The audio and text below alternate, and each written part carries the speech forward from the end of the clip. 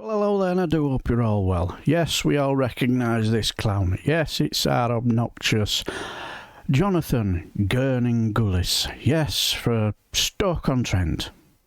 Or was it Stoke North? I know it's one of them. Conservative MP and absolute bell tap.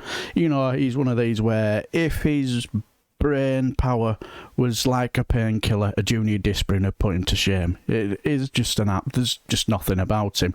Well, as this levelling up debate was going on and Lisa Nandy was poking holes, this cretin decides to jump up and give it what for and thinks he's hit her with a zinger. But whether you agree with Lisa Nandy politically or not, seasoned politician just made mincemeat of him, made him look the absolute fool that he is. Enjoy. It's a joy to behold. Planning and on development in this bill is to level up the country. The clue is in the title. Why aren't they doing it? Any self-respecting Secretary of State would have brought us a plan to get proper resources spent wisely and invested for the long-term recovery of our local economies. I certainly will. Madam Speaker, is this Conservative government that's invested £56 million from the Levelling Up Fund, 31.7 million to Bus Back Better, 500 brand new Home Office jobs, a 17.6 million Kidsgrove Town deal that's unlocked the refurbishment of a sports centre they closed in 2017 because they couldn't be bothered to spend a single pound coin. Whereas in Labour's legacy is a PFI hospital with 200 fewer beds than the old one, stealing £20 million a year from the doctors and nurses on the front line, PFI schools stealing money from teachers in the classroom, and the White Elephant Council Office that wasted £40 million. Why are Labour ever going to come back to Stoke-on-Trent? Because I can't see it. Well, I have to say to the honourable gentleman that was a fantastic audition for the Secretary of State's job, but I can't imagine, based on that performance, that he'll be around long enough to keep his own. Let me tell him why. I was in Stoke-on-Trent the other day, meeting some incredible young people at the YMCA, an amazing organisation where those young people had a lot to say about the record of this government, and it sounded very different to his. Let me give him the reality of what has happened in Stoke-on-Trent. For all taking into account every single penny of levelling up money that has been allocated to Stoke-on-Trent, his constituents are £27.7 million worse off as a consequence of this government. That is the Tory premium. That is the premium that you pay for having a Tory government. And if he had any inch of conscience about the plight of some of those young people that I met, he would be standing up and challenging this government on their record of not delivering for Stoke-on-Trent. Madam Deputy Speaker, they don't need to believe me. Why don't they read the Public Accounts Committee report that was published today? It is devastating.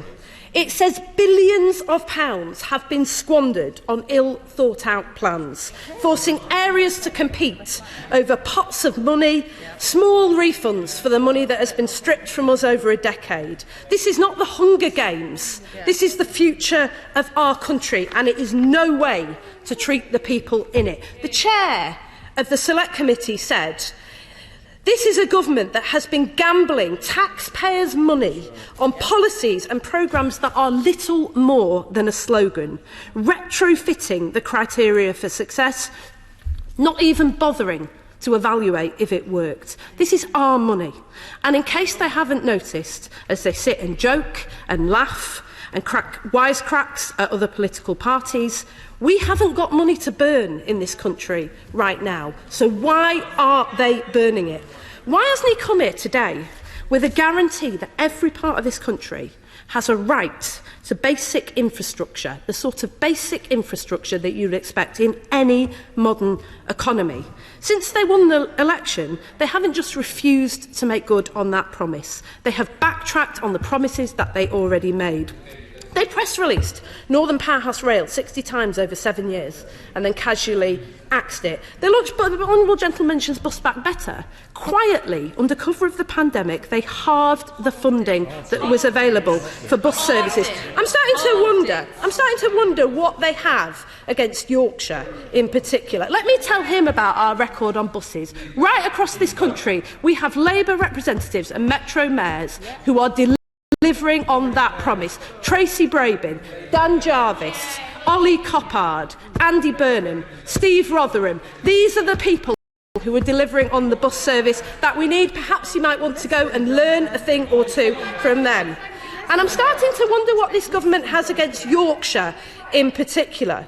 Not a penny for bus services in South Yorkshire, cancelling the eastern leg of High Speed 2. And on that note, let me give way to my honourable friend. Well, like, as I say, you can just tell. We've seen him a number of times.